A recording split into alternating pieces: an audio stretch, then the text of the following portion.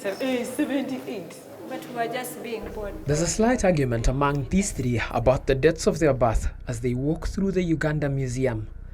For a week now, many people like them have walked the corridors of this museum, seeing previously unpublished archives from Idi Amin's official photographers. The initiative by the state broadcaster, together with 2 universities, is digitizing over 70,000 negatives from official photographers of Idi Amin to showcase the social, economic, and political life of Idi Amin's reign.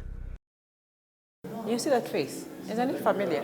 Which one? For one of them, Rona Rujita, the archives have a very deep personal meaning. The people who took these pictures were really professional.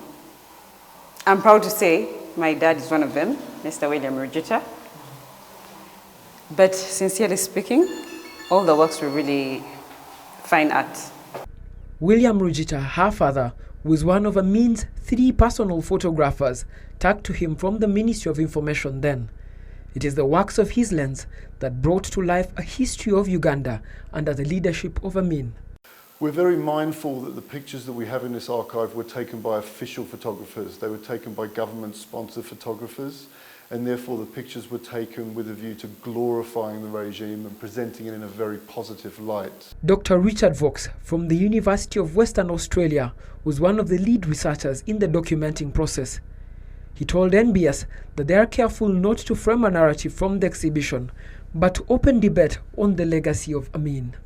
As curators, we're very mindful that we want to remind Ugandans that behind that kind of propaganda function, in fact, the realities of the 1970s were quite different.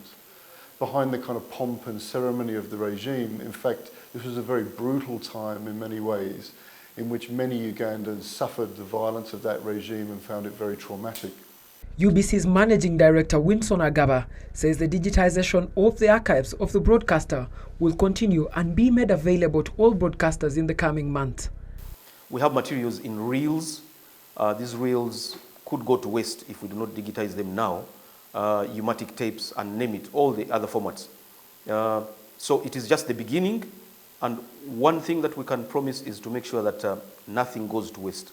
Everything must be digitized and must be availed, not only to the public, but also to broadcasters like NBS. Uganda ndugu ya Tanzania, Nyerere alisema kuamini, usikisane tufanye pamoja, amini mwenye walikataa, nitakupika tena nitakuoa. With photos from Uganda's 1970s time, the exhibition will surely open up a national debate on the legacy of Uganda's ruler Idi Amin. They've been saying he used to be a terror, but from what I've read about him and followed that, well, he was erratic in his decisions, that's what I remember, and he might not have been all that bad, considering what he has been doing, what I've been seeing. Probably, maybe by that time, people didn't have that sense of decision. Majority of the Ugandan population is below the age of 18, so by the time they were born, Amin had been out of power for nearly 30 years. What they know about him is that he was a violent, murderous, and brutal dictator that ruled the country. Those were the things that the history wrote about him. But now an exhibition of unseen photos of his from the Uganda Broadcasting Corporation shows a side of Amin that very few people had actually seen.